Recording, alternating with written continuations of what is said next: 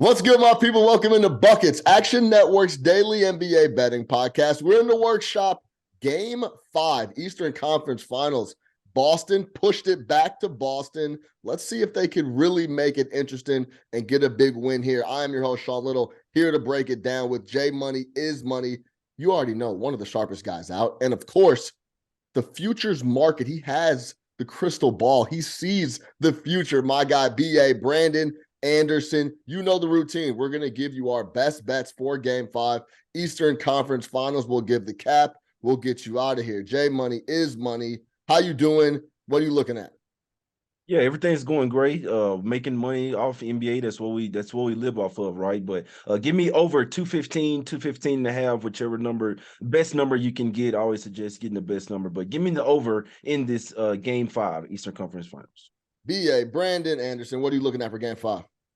Guys, I love this game. We were talking before the show. I'm loaded up. I got like 6 props I'm eyeing here. So I'm going to give you 3 here at the top. We might talk through a few more at the end. My favorite bet, if you can find a line here or close to it, Jason Tatum to lead the threes, 14-1 is a ludicrous number. We'll get into that one. I'm going to take the Celtics just on the first half, -4.5. I'm tiptoeing in, and I'll take Bam Adebayo under 26.5 points and rebounds. I'm going against my guy, J Money is Money. I'm actually looking at the under in this game, under 215 and a half. We'll break it down. Make sure, go leave us a 5-star review in the app on Apple. Drop the notes, drop your favorite capper is. If we like what you're talking about in the comments, we might give you a little pro subscription, send you a little Action Network merch. We're presented by our guys over at FanDuel. All right, J Money is Money. I'm coming to you first. Actually, you know what? I'm going to go to BA first because then me and you will go, we'll back each other up on the over and the under situation. Brandon Anderson, you love the game. It's an interesting spot. It's starting to get a little spicy in the Eastern Conference Finals. Pick whatever prop you like first. Let's go through it. I think I'm going to start with the Celtics half because let's start with the big picture thing here, and then we'll start to zoom in. So I'll do Celtics half. We can talk through the total and then kind of zoom in from there. Because I think you have to start with just the question, is this still a series? Is this still actually a thing, or was Game 4 just an aberration? I think it's still a series. I thought it was still a series at 3-0. I know that sounds like hindsight 2020. I have an article up at Action Network saying Boston Celtics, of all the, look, we know the 0-149 for teams down 0-3. Of all the 149 teams, 150 now, I think the Celtics are probably like the number 1 or a top 5 version out of all those 150 teams to be set up to make this comeback. They're only, out of all those 150 times, there's only been 18 times ever where the underdog in the series was the team that went up 3-0. 18 out of 149. So right away, that stat is not helpful here. Now we're down to 104 out 18 out of 149. Out of those 18, so the Heat in this scenario, they closed out the sweep in Game 4 15 out of 18 times. So there's only right now 3 other times in NBA history that we are in the spot we're in now, where the Celtics, the team that was favored, went down 0-3 and kept the season alive. Everyone else just went to Cancun. They're already drinking margaritas. They're already celebrating. So we can't do the history thing here. There's a lot more going on than history. The Celtics, it's important, the underdog thing, because the Celtics now have 2 home games out of the last 3, if they get there, including Game 7, which obviously we know is a big spot. And also the Celtics, number 1 in net rating for the season. The Heat were last out of all 20 postseason teams. So look, I know what happened in games 1, 2, and 3. I had to watch it too. It wasn't a lot of fun, except for all of our Heat futures winnings. But we get 90 other games the rest of the year. All of that data matters too. To me, I think absolutely the Celtics are still alive here. The books are telling us the Celtics are still alive. This is wild, guys. You have to pay more money to bet the Celtics to win the series than you do to have the Heat to win just Game 5. The Celtics to win the series is like plus 210, 220. The Heat just to win the money line here is plus 250. That's crazy, but it's also basically what the numbers are representing here. So I think the Celtics are alive. However, I'm going to just play the first half. I'm going to tiptoe in. This is kind of where I was before this started to go further sideways. Boston's been a great first half team all year. This is the thing that they do. When they play well, they come out locked in. Now, this has not gone well this series. Neither has the series. Miami has won the first half, the last 3 games. But for the playoffs, the Heat are still close to, they were negative net rating for the playoffs in the first half. On the road, the Heat are a minus 6.7 net rating for the entire playoffs in the first half. Boston is plus 12.7 first half at home. I think this is a spot where Boston, maybe they blow it late. We've seen that happen plenty of times, but I think Boston comes out looking like they did late in that game. They're locked in. The defense is a little bit more energetic. They're getting out to close out and shooters. I think Boston comes out ready. I'm not quite ready to go all in on it, so I'm just playing the first half. I'll get my money and get out. We'll see what Miami does late, but I think the first half is a nice play. I'll take the minus 4.5. Jay, when I was coming in, I always like to predict what Jay's going to take and what Brandon is going to be looking at. And I thought you might be looking at a first half here on Boston. You ended up looking at the total. How do you feel about that first half play minus 4.5 going back home, game 5? Yeah, I like it. Celtics have all the momentum here. I'm right there with Brandon. If there's any team that could come back down from 3-0, it's the Celtics. And I said this on the show yesterday as well. They play their best basketball when their backs are against the wall. I'm looking at that third quarter. Obviously, they're down 5 points there, right? They didn't come out to cover the first quarter, first half. They were looking a little lifeless. That Boston Celtics team in the third quarter, that's what I think you're going to see the rest of the season. And they put rest of this series in here. They put up 38 points, outscored them 38-23. Getting up and down the floor, running with pace, making their threes as well. That's the Celtics' path to success is making their threes. Malcolm Brogdon didn't even have a great game. They're playing more Grant Williams as well. This is why I like the total, because I do think the Celtics get over their team total, get to at least 110 points here. But I think that the Heat can keep up as well. I think the Celtics get 115 in Game 5, in my opinion. They have all the momentum on their side. Like Brandon said, this is not the same situation because now they actually have the home court advantage. Like if this goes to 7, they actually have 2 of these last 3 games at the house where they're favored by 8 points, right? I'm sure a lot of people are going to look at that. 8 is a lot. With the Heat, they've been playing a lot better. I don't think I would look towards the Heat in this game. I think we could see possibly another blowout. We really see the momentum come for the Celtics side. If it's a Celtics game, then I like the over because that means they're playing with pace. Jaylen Brown has realized that he's not shooting as well. He's turned into a facilitator. That means the ball is popping now. I like what I'm seeing from the ball movement for the Celtics. It's not stagnant anymore playing the one-on-one basketball. They're moving the ball around. That's how they're going to beat Miami Heat because the way that they shift and so great defensively. When you're not letting them set their defense and playing stagnant offense and helping the Heat defense out, that's when they can play with pace. That's when the Celtics are at their best. And the Heat, neither team really shot well from 3. Well, the Celtics shot 40%, but Heat only shot 25% from 3, and they still got to 99 points. We know Jimmy Butler, personally, I don't really like it. It's kind of flopping, but he throws himself into the defenders. He gets the foul calls. I think the Heat get at least 105 points here. I'm seeing 115, 105 game here. I'll take the over. Yeah, go check out Brandon Anderson's write-up on theactionnetwork.com. He and the app, he actually lays it out perfectly. There's been a lot of 0-3 situations. We know 149, no one's got it done. This is a little bit of a different situation with the Boston Celtics and this team, how they're constructed, and them being able now to go the rest of the way with home court advantage. It's a very, very interesting spot.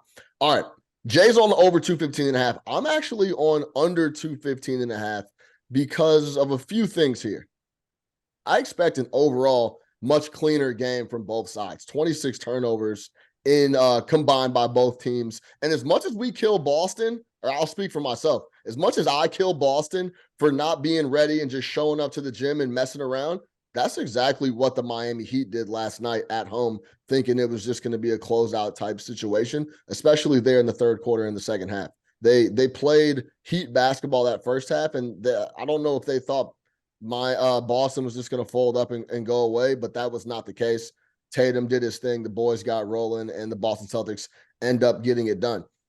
Now, I listened to Jimmy Butler's presser, and I listened to it very closely. I liked a lot of what he said. He nailed everything that was wrong overall with the game from the Miami Heat. He said the energy needs to be up. We need to close out and contest better on jump shots, not let them get out in transition. Jay Money was just talking about Jaylen Brown being a facilitator. He is struggling to score. 9 of his 17 came in the fast break. He was either on the fast break scoring or he was getting to the paint. That's where he was getting all his buckets. Jimmy knows for them to win on the road, they absolutely have to slow the game down, and he will focus on that. I believe that'll be the overall theme for the Miami Heat. Slow the game down, slow up Boston in transition. I'm also still worried about Miami's ability to score. You guys laid it out. Brandon actually laid it out in the piece very well. Go check it out. As I mentioned, going into the game, they were shooting 48% from three in the series. That's absolutely lights out for a team that was a poor shooting team throughout the entire year. 8 of 32 last night, 25%. I'm not sure the 25% piece continues, but even if they get to 35%, I'm not sure that's going to be enough. Miami Heat had 27 points on 10 Celtic turnovers. 2.7 points a turnover is absolutely insane. I'm not sure they can keep that up. And I also believe they'll just be a cleaner game overall from both sides, including Boston. So if you're going to tell me they scored 2.7 points per turnover in that game and got to the line 28 times and they only scored 99 points, that worries me. I'm not sure if they're going to be able to score enough. And I think they are going to focus on slowing up Boston's tempo and getting out because Jaylen Brown is having a really hard time scoring in the half court. Tatum is Tatum. We know he can get extremely hot and get going like he did. I think it's going to be a low scoring, grinding game. I'm going to go under 215 and a half. BA, let's talk through some of these props. Well, I want to jump in and respond to a couple. Yeah. I don't know if I have a side on the total here, but I want to respond to a couple of things you guys said. I think, if we get to, I think Monday would be game 7. If we get to game 7 and if Boston wins this series, there's going to be a lot of reshaping the narrative. Oh, yeah, Boston, they just flipped this, everyone's going to have their story of what happened. But I think it's important to note a few of the things both of you said. There's little breadcrumbs already of kind of pre-telling the narrative of, okay, if this did go for Boston, and look, it might not. Miami just might come out, make the shots, win on the road. All of those things are possible. Boston lost both games at home in the series. We know the stat about, what is it now, 8 of the last 9, I think, road teams in this playoff series between the teams have won. So just because they have home does not mean Boston's just suddenly is great again and going to win this. But Sean, you mentioned the turnovers. Miami's turnovers were up. Boston's were down. Boston started taking care of the ball. You'll notice today, my guy Vase Hand, not in my list of props today. Jaylen Brown just not handling quite as much. They didn't turn it over as much. Jason Tatum still did, but is assisting a little bit more. So if Boston can limit the turnovers, that's a big first step. That's a spot where Miami's dominating the series. Sean, you mentioned 8 of 32 on Miami threes. I agree. I'm not concerned about 25%. That's shot variance. It went the wrong way. Boston had that. Miami had that. Whatever. We don't know. 32 is a little bit concerning to me. Miami had 32 shots. Boston got 45 up in this game. Boston wants that. Boston wants their shots up. They talked in the broadcast about trying to get to 50. Miami 32, that's not enough. Boston is closing out on those shooters in that second half. That's that little extra energy burst. And I think it's some of those little numbers where it's like, okay, well, are they trending that way or did Boston just play a good half? I don't know. You just don't know. This Celtics team, God knows what's happening with them. But if these little edges start to go toward Boston now, and Miami doesn't get the turnover margin and the threes margin and the other things, like, look, we know who the more talented team is overall. We know what the season says overall. Miami, by the way, we haven't mentioned, Gabe Vincent rolls his ankle late in the game. Kyle Lowry looks like it's kind of turned back into a pumpkin over the last week. He might have hurt the groin in the game.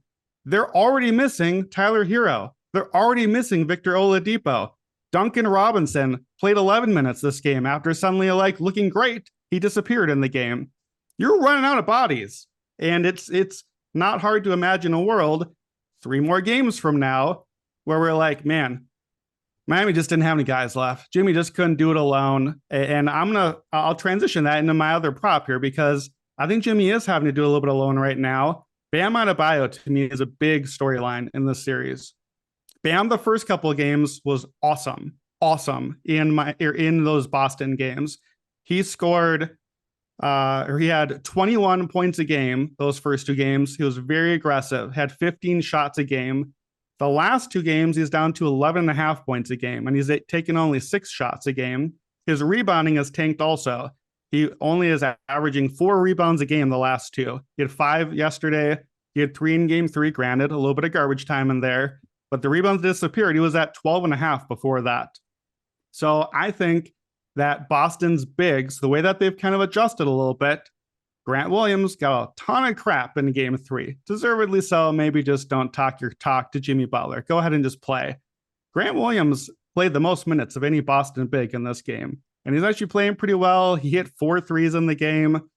I think Boston has started to figure out their bigs a little bit. Al Horford hit a couple of shots. That's big. To me, Horford is more of a bellwether to Boston's success than Jaylen Brown. So while Jaylen still starts to screw around and base hand his way out of bounds, if Horford's playing well, I feel better. That's why I'm going to play the Bam fade here. Under 26.5 points and rebounds. His rebounding, if you look at it, potential rebounds. He had 8 and 17 potential boards the first 2 games. He only has 3 and 5 potential rebounds the last couple of games. So that's a wild number to see that drop. Sorry, no, those are the actual rebound numbers. He's at 5 and 6 potentials the last couple of games, but still a huge drop from 26 potential in game 2.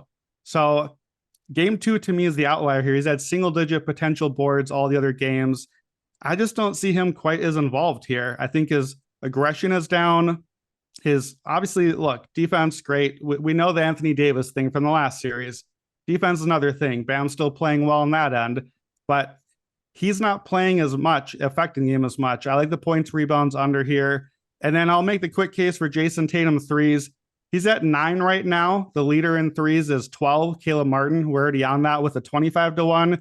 We got a cluster here. We got Derek White at 12, Caleb Martin at 12, Gabe Vincent at 11, but he might be hurt.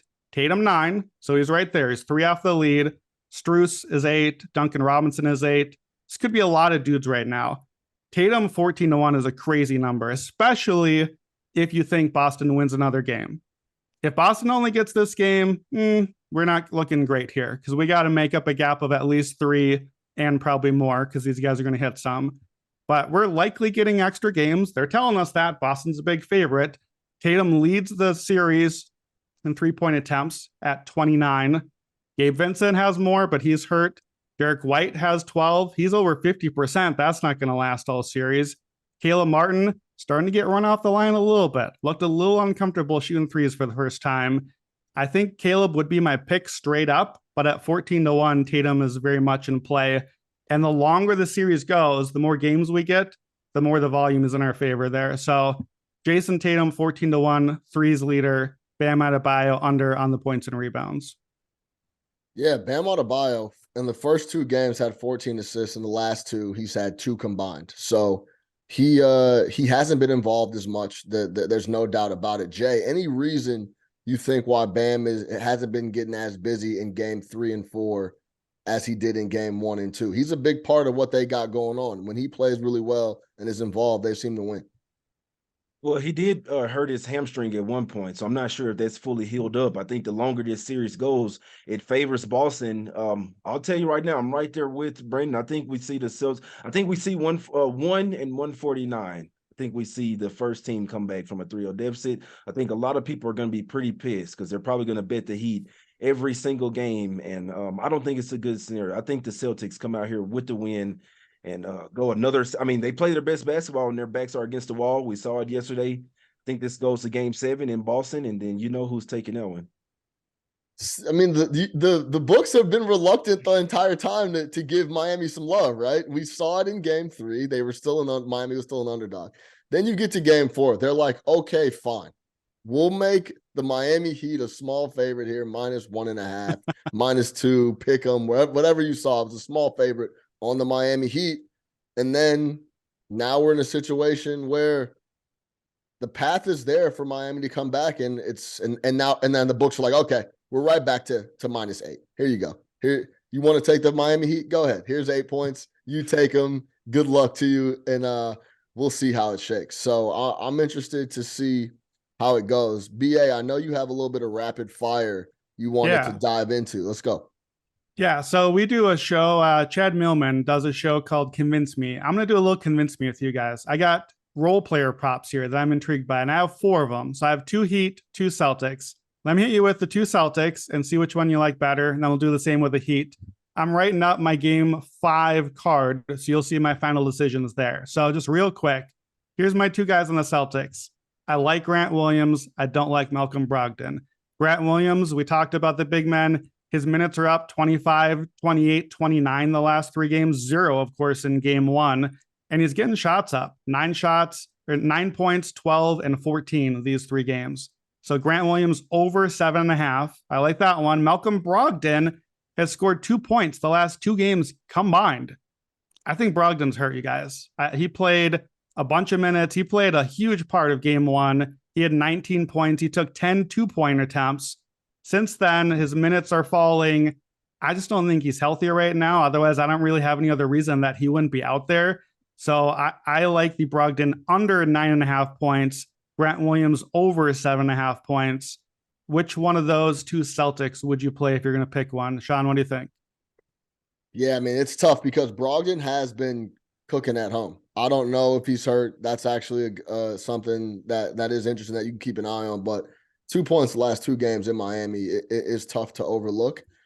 I have this thing with one of my close homies, Nick, that I do the No Catch Up pod with. We say that like players do things. Say what you want about Grant Williams. He impacts the game. Maybe he shouldn't have talked to Jimmy Butler. That's fine. That's actually up for debate because they were essentially dead in the water. No one was doing anything. And at least he was trying to do and impact the game some way, somehow. He's been playing really well. And this is like, if you look back to last year under Ime, Grant Williams had a big impact in that run. He was playing a lot of minutes. And if you're going to look for a guy that's getting volume, like you said, BA, on shots, Grant Williams' shots are usually clean looks. He's not facing up trying to go into his bag. He's catching and shooting and getting good looks.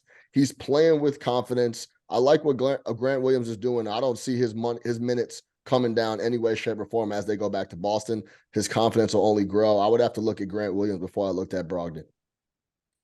Yeah, I think Williams, I lean Grant as well. Jay, what do you like on this one?